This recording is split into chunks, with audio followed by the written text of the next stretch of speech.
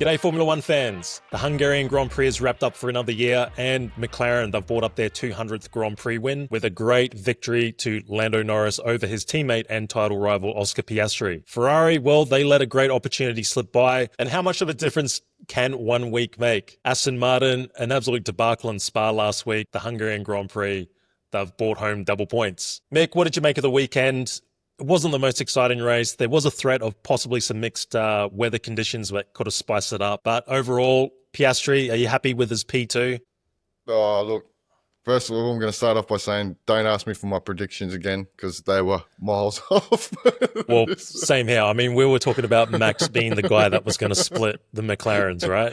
Yeah, and he didn't do anything. Nah, look, I kind of had a feeling with about 14 laps to go that Piastri was probably going to be a couple of laps short. You know, I think I sent you a text message. I don't think he's going to get the job done. Similar to Spa, right? I think Norris was just, I mean, his pace was phenomenal once he switched to those hards. And yeah, I just think Oscar was just a couple of laps short of getting the job done. Race-wise, yeah, wasn't the most exciting. Probably didn't help that a lot of teams, obviously with the cooler track conditions, decided that a one-stop would be the way to go. Yeah, Ferrari, man, another one. Slips away. What happened to Red Bull? Yeah, well, expected a lot more from Max, that's for sure. I mean, what did he get? P9 in the end? Yeah. But just didn't really factor for most of the weekend. But Aston Martin, I mean, you've got to give them credit. We did talk about it that we thought Spa was definitely an anomaly. Yeah. That it was just, they just seemed way too much off the pace. Like something wasn't quite right there. I mean, there were rumors, I think I heard, probably just absolute bollocks, but someone suggested that they had bought the wrong package. Yeah, package. I heard that too. The wrong floor or something. Yeah. They brought the wrong floor to Spa. Yeah. But it's like, dude, you're only a couple of hours away. How can you, like, even if you did bring the wrong one, like, there was 2 days of racing, like. Yeah, so, bit of an odd one. One. Yeah, I don't know how true that is, but yeah, man, like you said, what a difference a week makes. They brought a little aero tweak to the front wing, and that package, the high downforce and the track layout seemed to suit them. So good effort. Yeah, and maybe Fernando getting a little bit of work on his back in FP1. You know, just revitalize. Getting the old rub down. Getting the old rub down. Works wonders, eh? Well, when you're 44 years old. It's amazing what a good rub down will do. All right, well, let's get stuck into it. And again, you know, we're going to start with McLaren. They brought up their 200th win, a long, proud history, of course. It was an easy 1-2, but they didn't have it all their own way for the whole weekend. Couldn't nab the pole. So we had Piastri with P2 in qualifying and, of course, Norris with P3 in quali. When it comes to qualifying, you know, I think the track temperature started to drop and the wind picked up, and that definitely seemed to affect them a lot more than the others. Apart from Charles, really, he was the only one that could manage to improve his lap time. The race, though, like I said, I think Piastri fell just a couple of laps short. I think he needed probably another 2 laps to get the job done. Norris, I mean, what can you say, man? It was like a stellar drive, right? Like, that's the drive he needed to get the job done. Was kind of forced into a one-stop at the start of the race because he had Alonso there that sort of corked the pack up, and it looked like it was going to be an easy stop for the top 3. And then all of a sudden he picked his pace back up and just kept that pit stop window just out of reach. Look, Piastri's still going to be happy. He's still walking away with the championship lead, but that's a big win for Norris, I reckon. Well, when looking at the Drivers' Championship, it's a 9-point lead now for Piastri, isn't it? So Norris has just eked into a little bit. It was an important win for Norris this weekend going into the summer break. And if you swap the guys around, and it was a 1 to Piastri and a 2 for Norris, I mean, it would have been, I think, around a 23-point difference going into the summer break. So it was an important one. Yeah, you're right. I think a couple more laps, Piastri would have had a shot. I mean, he had a 15-lap offset on the hards. He probably could have been a little bit more patient when he made that lock up into turn 1. Perhaps if he gave himself maybe just a 1 more lap. You're right. He probably could have been a little bit more patient, but he was just losing out. Like, you could see, he could hang with him through the first sector, As soon as it got to the middle sector, just a dirty air, man, and he dropped to like 7, nearly 8 tenths back. And he managed to claw a little bit back in the last sector, but generally going onto that main straight, man, he was like 6, 7 tenths. Yeah, it was always going to be a tough ask. That DRS zone there, the only way it's really super effective is if you get a really good headwind. And then if you've got two sort of, I mean, look, they're the same car essentially, probably minor setup changes between them, but the top end speed of both are basically the same, right? So it was always going to be a real tough ask to rely on DRS to make that pass into turn one. I mean, I think in hindsight, he probably would look at that desperate move and he probably would have been like, yeah, if I just gave myself one more lap. But again, it's hindsight, right? Yeah. And I mean, that's the second time he's done it because he did the same thing in Austria, remember? So he's got to be careful because one of those he will end up tagging his teammate. He will, yeah. He's been pretty lucky the last two efforts. It was pretty damn close. But I have to say, man, just the moment they switched onto the hards, that car came alive, man. They were so much quicker. Again, finished 20 seconds ahead of the field. They've been doing that consistently throughout the year. So as much as we want to say that the teams behind them have started to close the gap, nah, man, it's comfortable out front. Yeah. And pretty much it's going to be that for the rest of the season.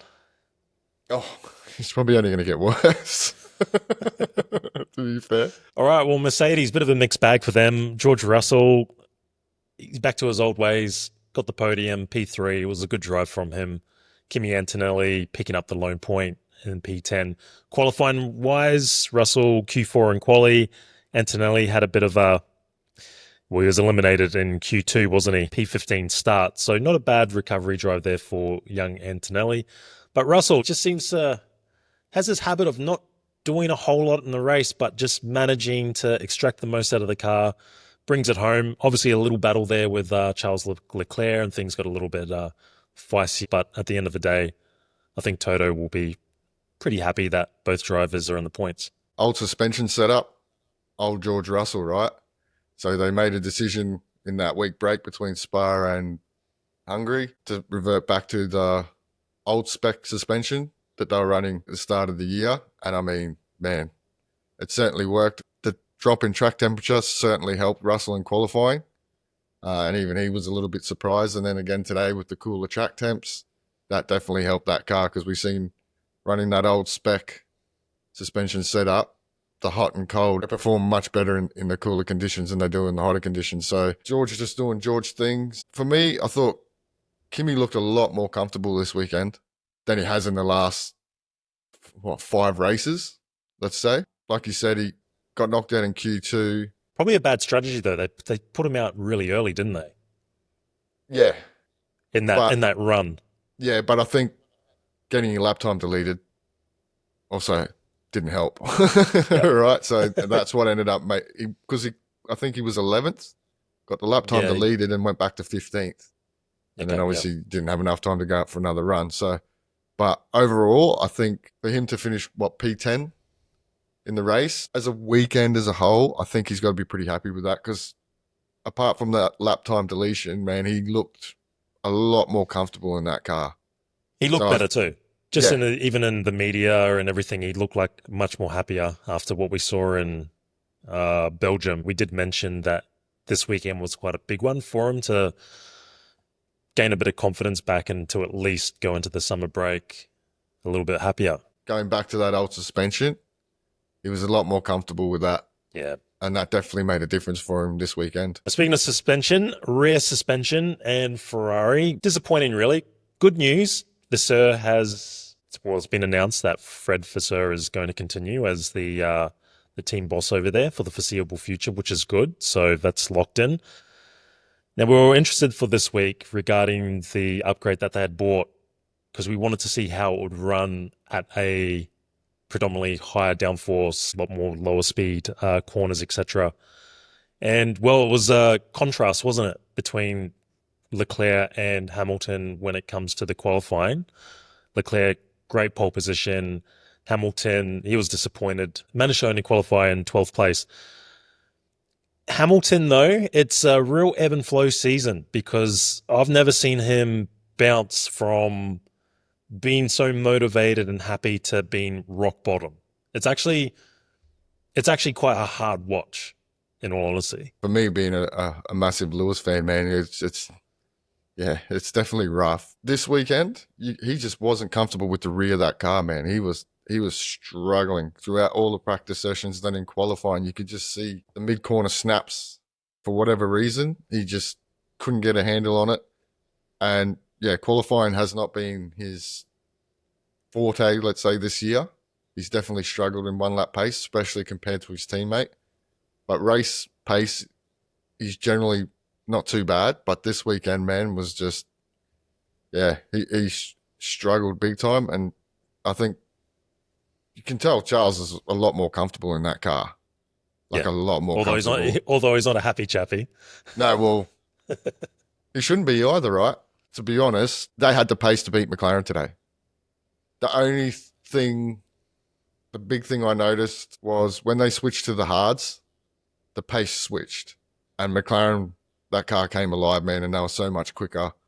Then apparently on lap 40, Charles had a chassis issue. Apparently, George did an interview before. I think he went into the media pen and it was brought up to him. And he was saying he thinks it has to do more with a ride height issue. Yeah. Which makes a lot of sense. Yeah. He dropped off big time. And we know throughout the season, both drivers have been told to lift and coast a fair bit throughout the race. Charles, man, qualifying, just does it again, right? One lap pace, man. The dude's a machine. And we kind of expected him to be in the frame for maybe a possible top 3 in qualifying. Well, I did think Ferrari would be the dark horse because I was more speculating that the rear suspension upgrade would have had a bigger effect this weekend. But in saying that, I would have thought Lewis would have had a much better weekend as well because generally he goes good around Hungary. What has he got? Like 8 wins here, wasn't it? Yeah. Quite a lot of poles as well. So yeah, it was a hard one. For whatever reason, he just could not gel with that car this weekend. I mean, I think the summer breaks come up at a good time for him, to be honest. I think he just needs to get away and just recharge. He's in a really tough position because he's had 2 pretty for his high standards, he's had probably 2 of the worst race weekends of his career. Like, I can't even think of Lewis Hamilton having back-to-back poor race weekends. He'd have the odd bad weekend, bounce back. Yeah. And then you'd go a long time before he'd have something like that again. I mean, that's probably the first time that I can remember that he has missed out on getting into Q3 on back-to-back weekends. Yeah, for sure. I can't think of another time. No, but then you take Spa and then you look at his race pace and he was there with Charles pace-wise. Yeah, exactly right. Yeah. And then this weekend, he showed glimpses, but he just couldn't consistently do it. For whatever reason, the rear of that car just wasn't working for him this weekend. Tried the one stop in the race, but so did everybody else. And he just, started 12th, finished 12th. Yeah, and that's the thing as well. You know, we expect him to, maybe if he has a bad qualifying, then we've always seen Lewis do Lewis Hamilton things, right? Yeah, just generally charge bounces through the field. Yeah, bounces back on the race. Like, man, geez, he needs to come back to the next race and put in a big one because that Italian media, mate. Whew. I mean, that's the thing that worries me the most is that he starts to, self-perpetuate into a little bit of a death spiral because I've never seen him so down on himself. Yeah. That was pretty brutal. Yeah, I mean, look, man, you don't become 7-time world champion for no reason. Still we rise. Yeah. Nah, he'll bounce. He'll be back, sure. man. He'll be back. He'll be back. But it might not just be this year. We might have to just accept the fact that he's struggling. And I mean, look, we keep comparing him to someone like Sainz, man. Even Sainz is still struggling. Yeah. So it's not easy. Let's not forget, he's 40 years old as well. And I'm not saying that like, he's definitely past it. But the peak years are behind him. It's going to be a lot harder for him, particularly with, a teammate like Leclerc. We know how fast Leclerc is, particularly on one lap pace. Super quick. So he is a tough teammate. A lot of expectations when you are a champion, you go over to Ferrari. Yeah. And it's not easy because we've seen a lot of past champions go to Ferrari, try and emulate Schumacher, and they haven't been able to do it. So, look, I wouldn't be surprised if Hamilton isn't able to emulate Schumacher, but I'm not writing them off. No, no. I'm not writing them off. It's just, yeah, at the moment, it's just the difference between his good performances and his bad performances are massive. Yeah. Whereas before, we're so used to seeing him, if he has a bad weekend, you hardly even notice. You know what I mean?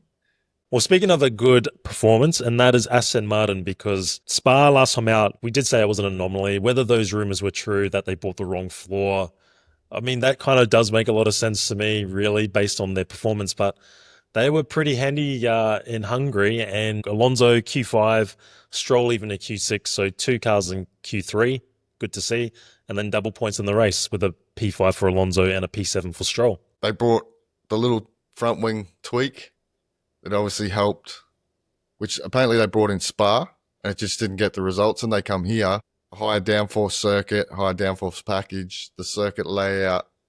Again, I always sort of thought the cooler track conditions suit Aston Martin a little bit more than the hotter conditions. Solid, man. And even Stroll. Stroll was a happy little boy. He was quite happy to do interviews, and which is not what we used to see with Stroll.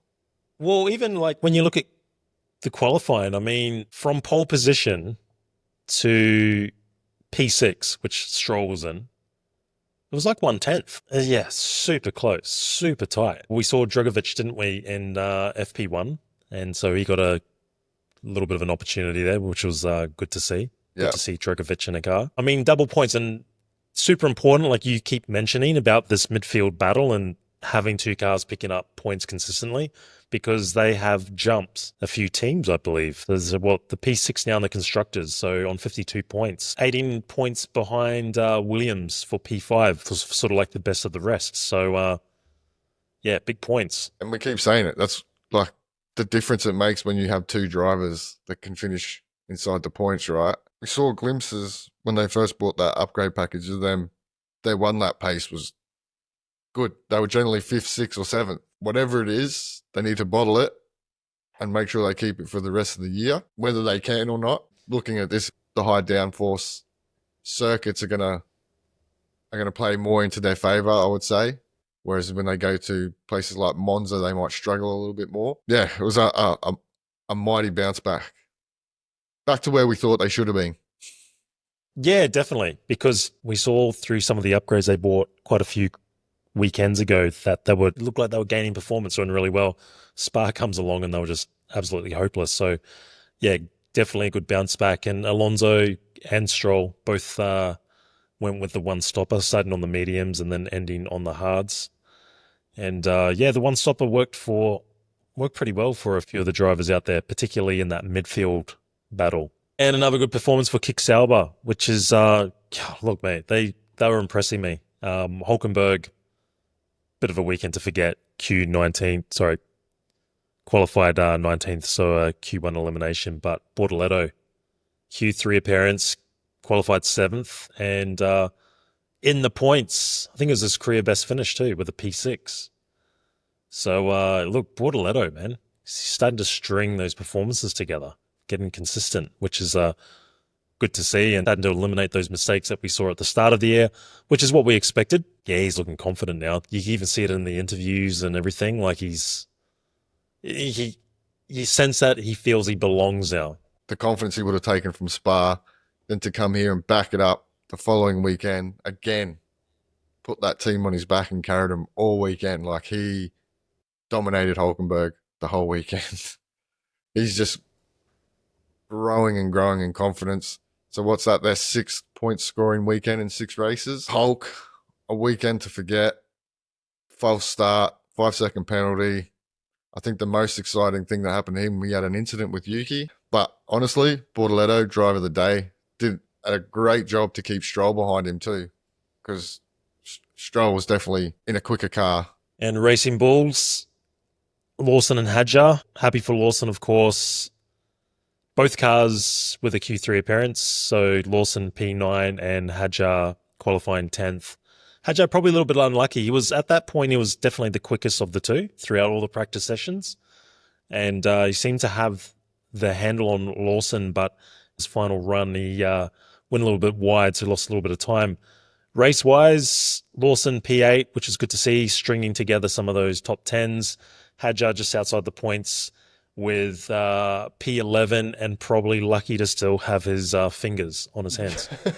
Yeah, man, that would have hurt bad, man.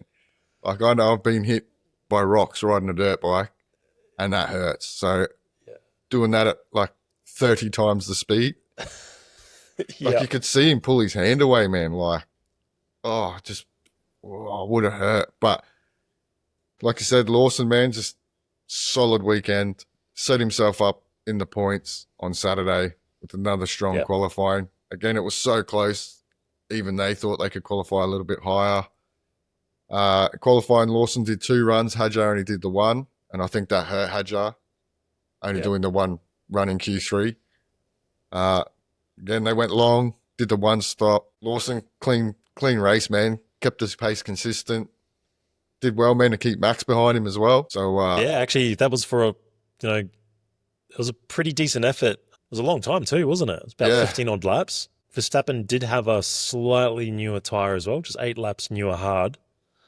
But I thought, Verstappen was going to get him, but he just managed to, I guess, park his car in the right spot. Another weekend where one driver scores and one doesn't.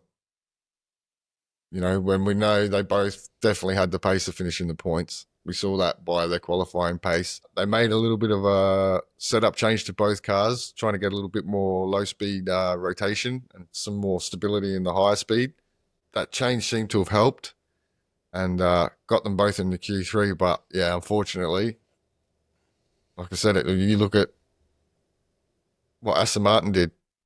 They jumped kick purely because they had 2 drivers finish in the points. And that's what you got to do every weekend, especially in that midfield. Well, a team that has been struggling all season to get 2 drivers in the points, and that is, of course, Red Bull. Now, Max Verstappen, we really thought he was going to factor a lot more here this weekend. It was to be fair, it was a very disappointing weekend for Red Bull on the whole. I mean, Maxi qualified P8, finished the race in P9. Maybe lucky to not receive a penalty on that pass on Hamilton. Bit hard to see from the footage because I think the trees were blocking the way. But Tsunoda, I was pretty disappointed with because I really thought he was going to be able to build on top of at least the Q3 performance that we saw in Spa and then to be eliminated Q1, wasn't it? And he ended up qualifying 16th. Unfortunate for him, obviously had the pit lane start, just didn't factor in the race at all. I mean, look, it is a tough track to pass on, but you got to think you're in a Red Bull, should be doing a little bit better. But in saying that, Max, well, he struggled too. So not sure if it was just a track-specific thing or whether the package they bought was just off. Maybe they didn't set up the cars right. What do you think on that? Yeah, well, it's unusual because normally they'll roll out of the truck on a Friday and be pretty ordinary, and then they seem to like flip it, and Max just becomes a whole completely different machine on the Saturday. He was complaining all weekend that no grip, no balance, just felt like he was driving on ice all weekend. I mean, for Yuki, it's weird because when you compare pace-wise this weekend, he actually he was not that far off from Max. I think it was only like 4 or 5 tenths from 4th to friggin' 17th in Q1. So it wasn't much. Just, couldn't get the job done. Max, well, I mean, what was that? It's his 200th Grand Prix start too. So it's probably not one he wants to celebrate. Just, I don't know, man. They were just off, eh? Like off. And like you said, Yuki with the pit lane start, changing the engine and then the brake cooling configuration. They've done that quite a bit this season though, Red Bull, with the second car, haven't they? Where they've just sort of almost like Hail Married it, like for the race start. Because we saw that with Lawson. I mean, I think it happened at both races for Lawson. And I've seen it a couple of times, I think, with Yuki as well, where obviously something doesn't quite go right in qualifying. And then it's almost like, okay, well, we're in a really bad position. We're not getting performance out of the car. How about we just try this?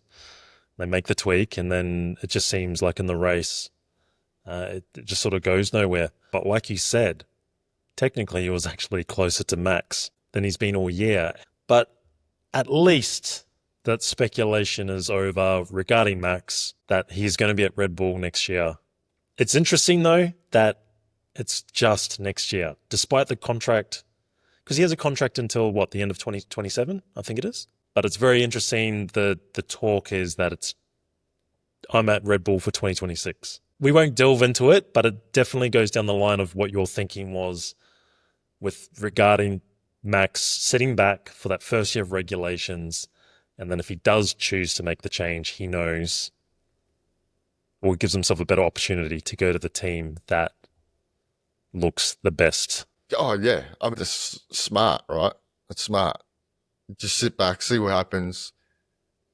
Warner's out of the way now, so there's probably a little bit more calm and normality within the race team. I just think it's a smart move.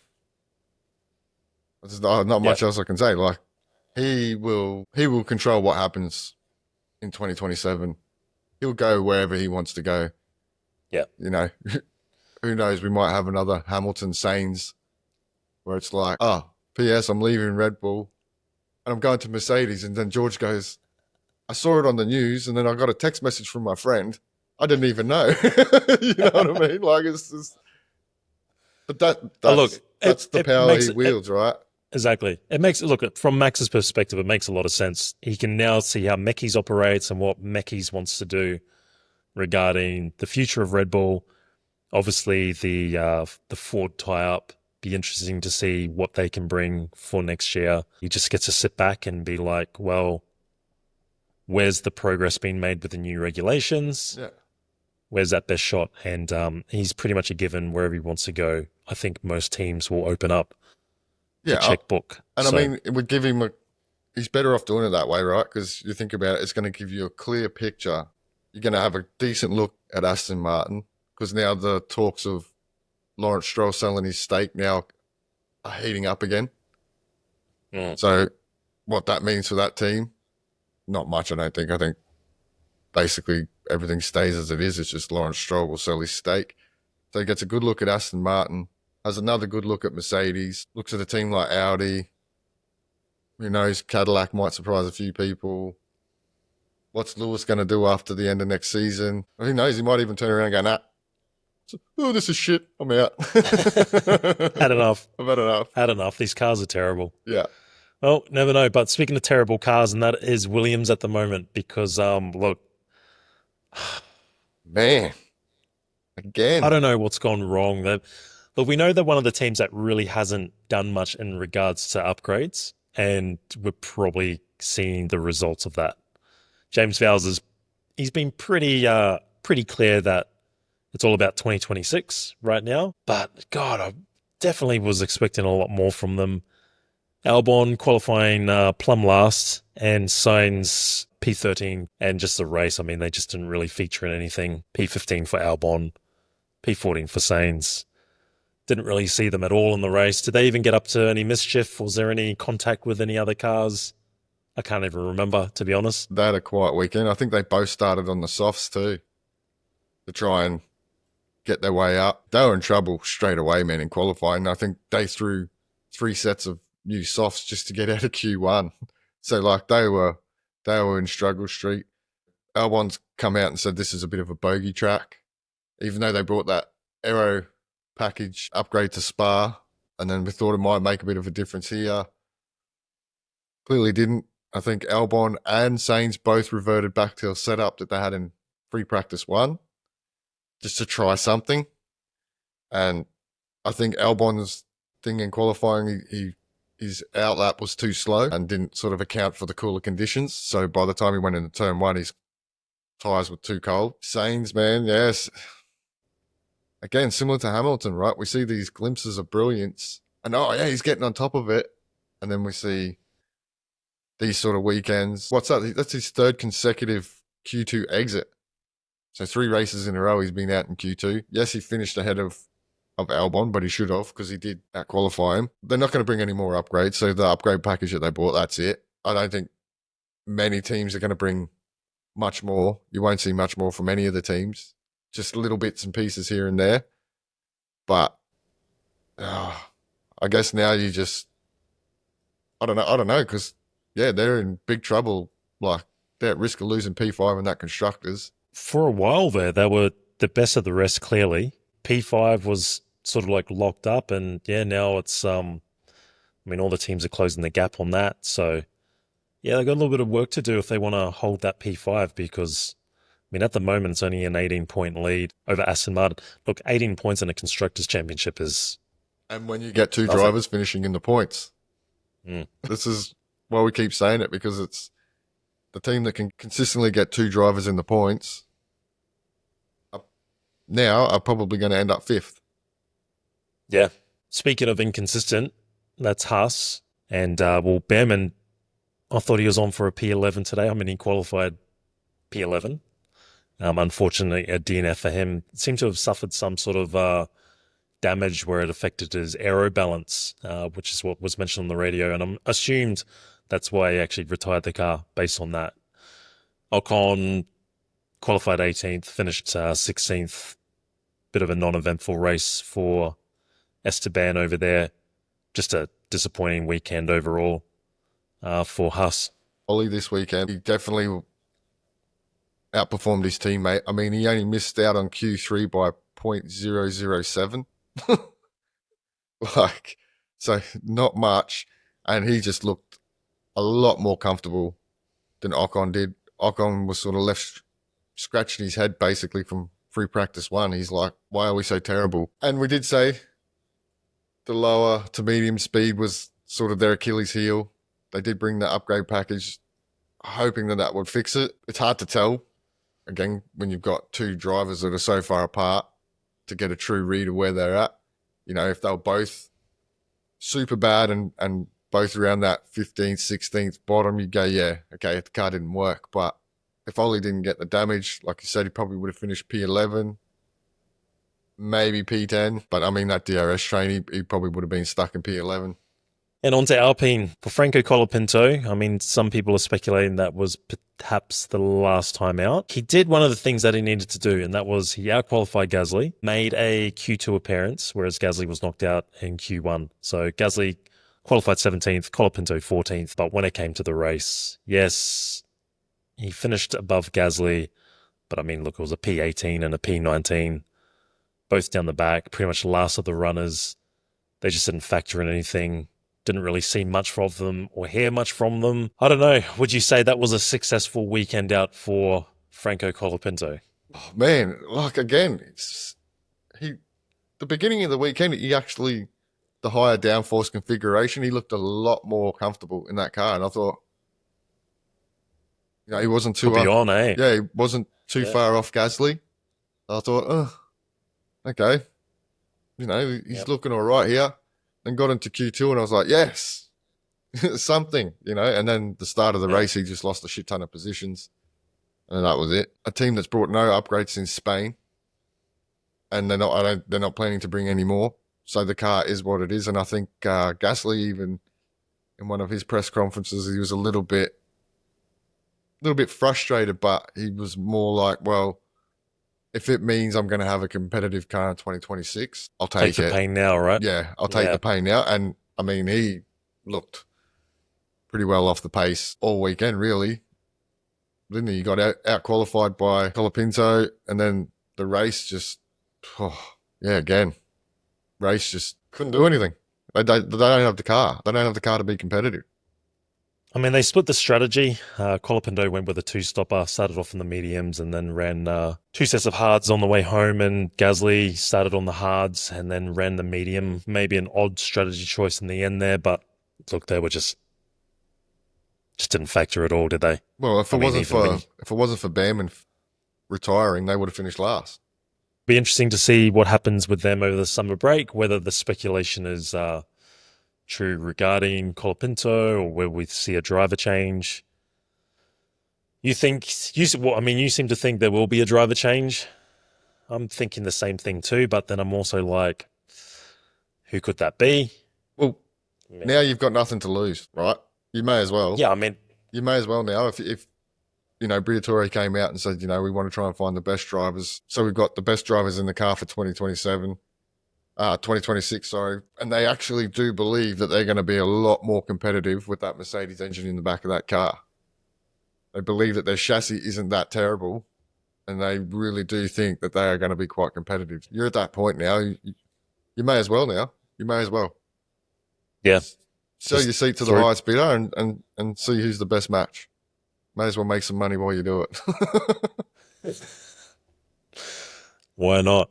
Well, there you have it. Summer break is now in full effect. And 3 weekends before we see the next Grand Prix, which I believe is at Zandvoort.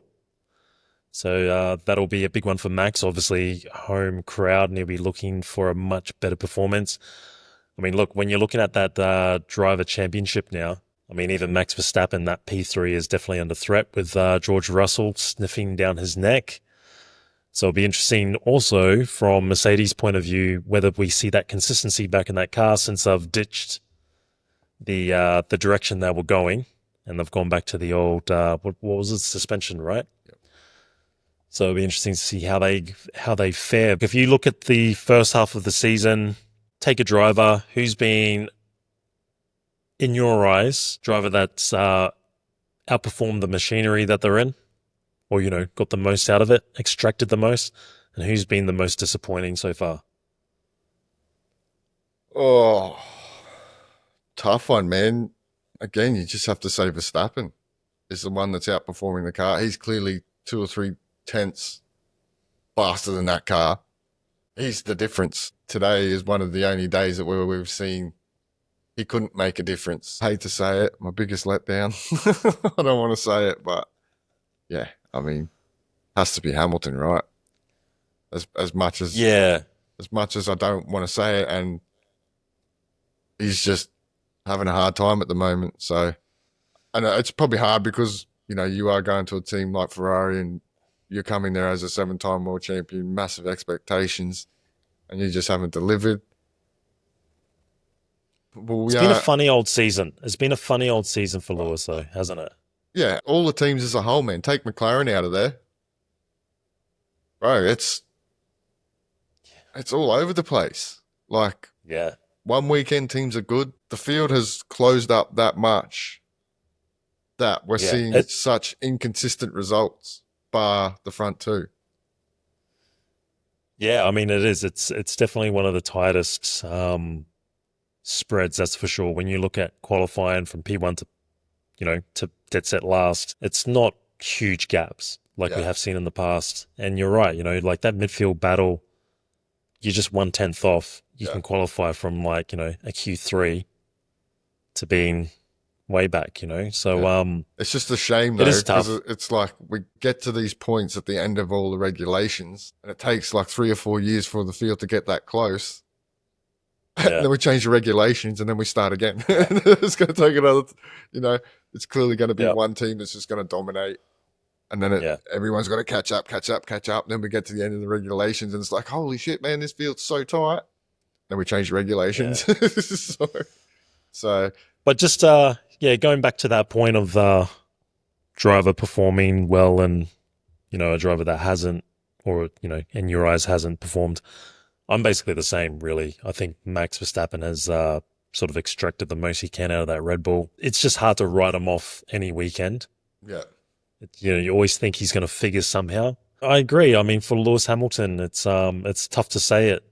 I was expecting a bit more. I can remember going back to when we first did the season preview and about the big move of Lewis. We knew it was going to be a big challenge for him, but I was always thinking to myself that maybe 6 to 8 races and he'll be on top of it. He'll be up to pace with, say, Charles, or at least, close consistently. It has been pretty hard to watch the inconsistent performance, and it's been a funny season because we saw, the sprint win in China. And that was round 2. Yeah. So there was already that sort of like, yes, like we're going to see something here from Lewis. He's going to factor. You don't become a 7-time world champion, without having some mental toughness about you and all that type of stuff. But it is hard seeing him where he is right now. But I still think he's going to bounce back. Yeah, But I am worried. There's a little part of me that is worried now because maybe he has lost the edge. You know, like if you look at, say, someone like Daniel Ricciardo, right? I know it's a little bit different, but went to another team. Okay, get it. Didn't quite get the handle of the car. Then went to another team.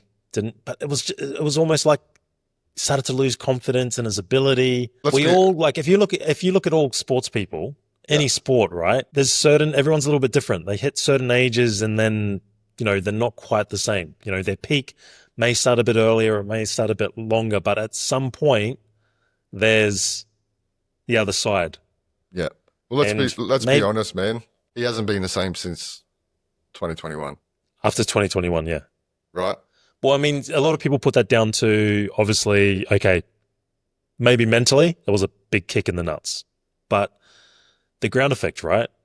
Yeah. You could say potentially his driving style just doesn't suit the ground effect car. So that's why I think a lot of people are pretty excited for next year. Yeah, that's why they changed the regulations, right? Essentially, that's what brought these new regulations in, was to stop the Mercedes dominance. And that's generally what happens is they'll make a rule change to sort of bring the field back closer to whoever the dominant team is. Hamilton's driving style is the way he brakes and the way he uses the car doesn't suit these ground effect cars. And now they've taken the ground effect away. Who knows, we might see him come back. 2021 took a lot out of him. Yeah. I think. And he just hasn't been the same Lewis Hamilton since then. I don't think. He'll bounce back. He will. Still we rise. Hopefully. Hashtag LH44, baby. No, he'll come good. He'll come good. Next year, I think he's got to be looking towards next year. I think you've got to write off this year. The only thing you can do now is make sure you've got the systems in place. You've got the right people in place. You've got that garage around you. Ferrari, man, when I look at them, it's like those two drivers are coaching the team on like race strategy, how things need to operate, and they're doing it while they're driving the race car. It's been like that for a long time, though, with Ferrari. Yeah. It always feels like it's back to front. And then you got to think to yourself, for sure, like Fred needs to get on top of it. Yeah. And get that team functioning a lot better. But maybe it's just the way that Ferrari do it. Re-signing Fred was a really smart move. Because you can't give the dude one season and then this year and then go, oh, it's not working, we need to change right before regulation change. He's got a proven track record. Just things don't happen overnight. It takes time to get people into the right places, the right procedures and the right structures and all those sorts of things. Having Lewis there is definitely a massive plus outside the car. He's probably having a bigger impact outside the car than he is in the car at the moment. I think Lewis has just got to get himself and the team ready to have a real crack at 2026. Well, let's see. Let's hope he can bounce back in the next, I'm going to say the next half of the season, but technically it's not the next half of the season, after the summer break. But yeah, it's going to be a big one, and it's going to be a big one for a lot of drivers. Will we see Franco Colapinto on the grid? Yuki, look, we think he's safe now with the Meki's appointment, but he still needs to put it in a massive shift. Anyone else that you would say is under a little bit of pressure to sort of keep their seat, say, by the end of the season? A lot of teams will just be working on trying to be a lot more consistent, making sure they're ahead of the rest in the midfield. Yeah, I think Colapinto will be gone. I think we might get an announcement next couple of weeks. What is it? We got 3 weeks until Zandvoort now. So I would probably say maybe not next week, maybe the week after. I could be completely wrong, and I hope I am. I hope he gets the rest of the season. You can't give him till the rest of the season and decide he's not the one. If you're looking for drivers, give poor Aaron, give one of the young kids a go. Use that opportunity now to do what you said you were going to do, and that was find the best driver for that second seat. 3 weeks, plenty of rumours that we're going to hear, no doubt about it. It's been an interesting first half of the season. Been a pretty good one. Plenty of stories still to be written, of course. Any last thoughts? Last things you want to say?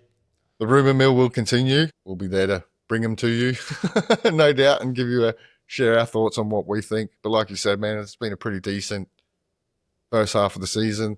Been a lot closer than we've had in recent years. Good to see. I mean, as a Piastri fan, an Australian, mate, can't complain. We're still leading the championship going into the summer break. Yep. Go to the beach, do some surfing, a couple of pina coladas, come back and whoop Norris's ass. All good, mate. I don't think it's going to be quite that easy, but, here's to hoping. And, yeah, until then, make sure you like and subscribe, and we'll catch you in the next one.